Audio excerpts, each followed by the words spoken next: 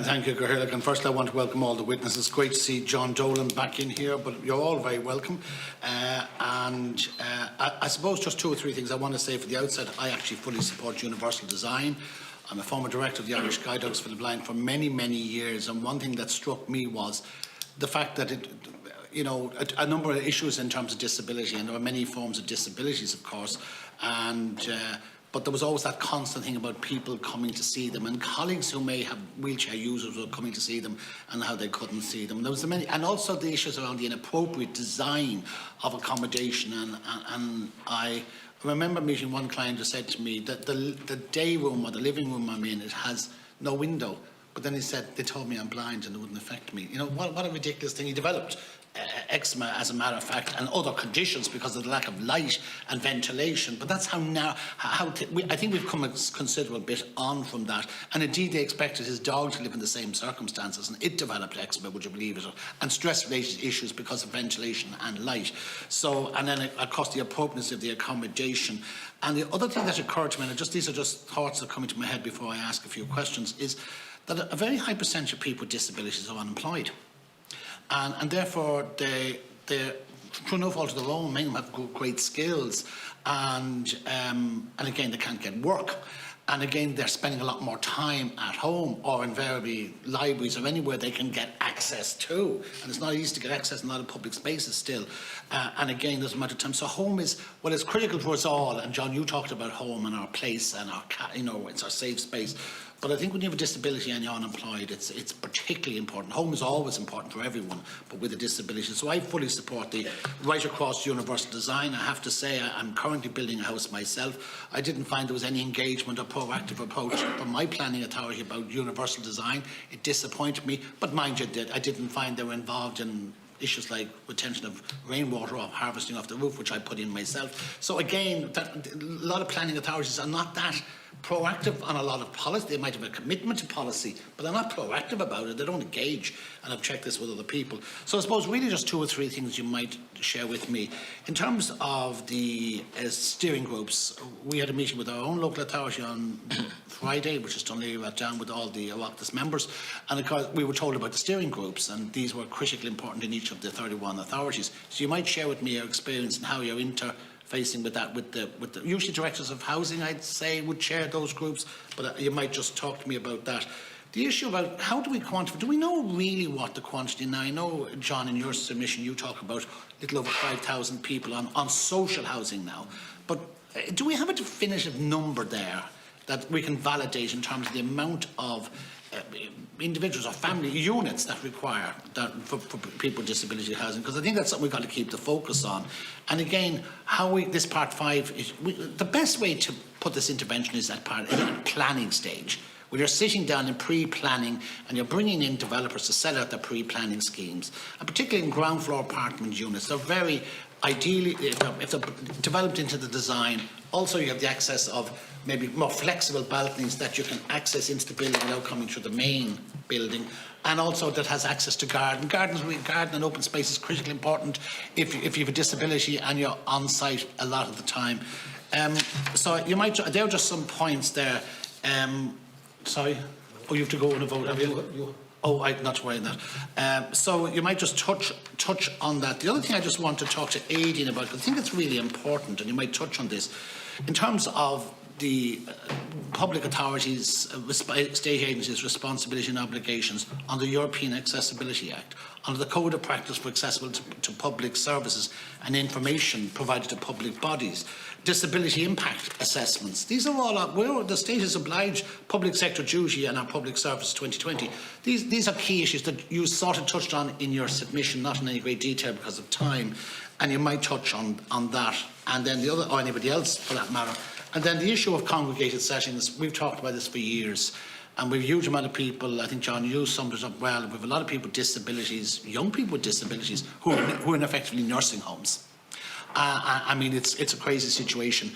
And how is that progressing? I mean, there was a lot of work meant to be done in planning in relation to emptying out congregated settings, I'm familiar with some of the attempts by the Cheshire Homes with their clients. So how is that going, or where would you like to see that going, or where would you like to see that ramped up? So they're just some issues you might touch on, and maybe, Aidan, you might kick off first, and then maybe John and anybody else. Thanks. Thank you, Senator. There are obligations in legislation and policies, as you say, at the moment, and I suppose the challenge is to ensure that public bodies are aware of them, and certainly in our own work to monitor compliance with, for example, the Code of Practice, as you say.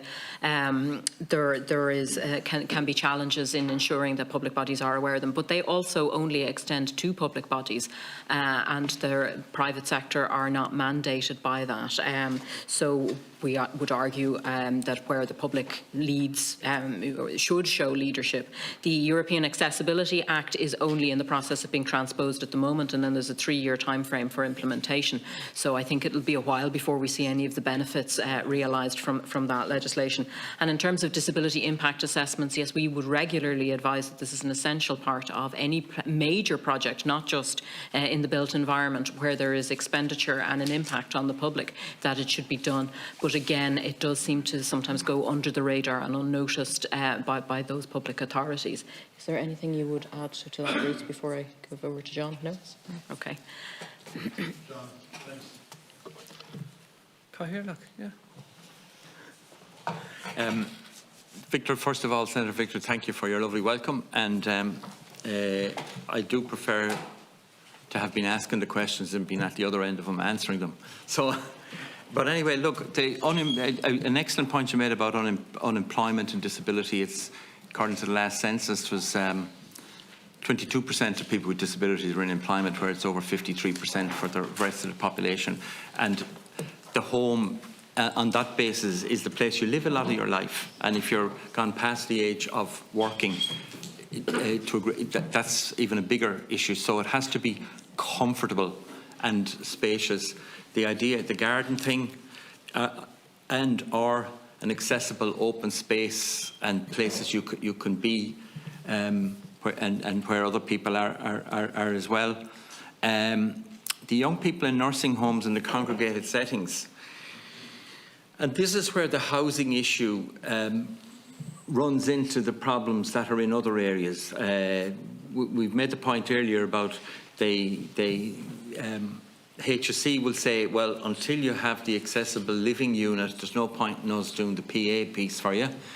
And the local authority are saying it the other way around. So it's that catch-22 that I referred to earlier. But remember this, the person with a disability is going to be somewhere. They're either going to be in an accessible, comfortable home in the right location, or they're going to be in they're going to be squeezed into a house. I'm not calling it a home, a house that they can't fully operate in, whether that's the kitchen or the upstairs or the different elements of it, and that they're always pulling things aside to get from A to B and not comfortable. Or they're going to be in a nursing home, or they're going to be a lot of the people with intellectual disability in congregated settings. And the people are still in congregated settings, and young people went from the community into nursing homes. They weren't born in nursing homes. Well, they might have been, but they you know what I mean? They didn't spend their young years in a nursing home. That happened because the lack of a suite of things. An accessible, comfortable home in the right location, and a suite of practical instruments, personal assistance, access to various therapies, etc., etc. So look, they're the things. There's very strong commitments to moving. Well, there's commitments from strong to not so strong in the programme for government around some of these things. But the capacity review, in terms of pumping extra money into the disability services, is itself can be a slow burn but important game changer around this issue. But you can't get away from the square metre or the square foot, whatever old-fashioned language you want to use. They're literally, you don't live in a virtual house. You live in a house and you have to be able to put your elbows out. Thanks, Mr. Doolan. And that's it. So there's no other way around it. Sorry to They're interrupt you, marvellous. but I just well